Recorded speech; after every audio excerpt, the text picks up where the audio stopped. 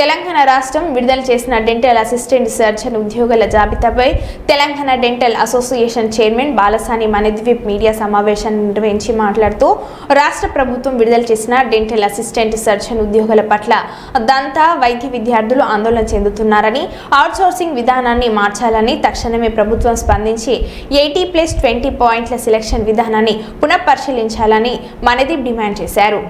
వైద్య విద్యా పరిషత్ ఏదైతే టీవీవీపీ ఉందో, టీవీవీపీ రిలీజ్ చేసినటువంటి జాబ్ నోటిఫికేషన్లో dental assistant surgeons and insurance dental assistant surgeon jobs ఏవైతే ఉన్నాయో 42+6 జాబ్స్.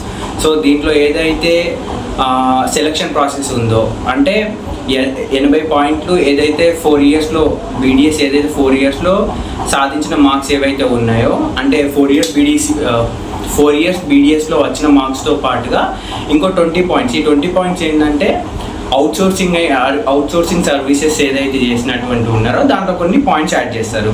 అంటే ఈ విధానం ఎలా ఉందంటే, అవుట్సోర్సింగ్ జాబ్స్ పాయింట్స్ 2.5 పాయింట్స్, అంటే ఎవ్రీ 6 మంత్స్కి 2.5 పాయింట్స్.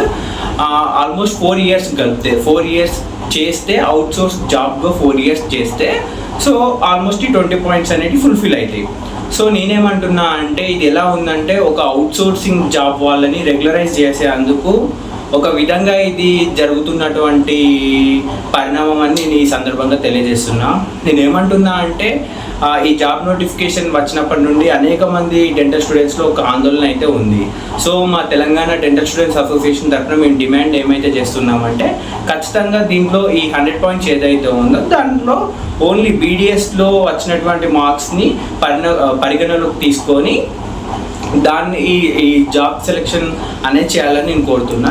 అండ్ ఇంకొకటి ఏంటంటే, ఈ అవుట్సోర్సింగ్ జాబ్స్ ద్వారా చాలామంది కూడా, అంటే 2021 నుండి 2025 వరకు అనేక మంది స్టూడెంట్స్ కూడా చాలా ఆందోళన చెందుతున్నారు ఈ విషయంలో. సో గవర్నమెంట్ దీనిపైన స్పందించాలి. అనేక సార్లు మేము హెల్త్ మినిస్టర్ గారు కూడా మేము లెటర్ అయితే సెండ్ చేసాం. బట్ దీని మీద అయితే ఇప్పటివరకు ఎలాంటి ఎక్స్ప్లెనేషన్ అయితే లేదు.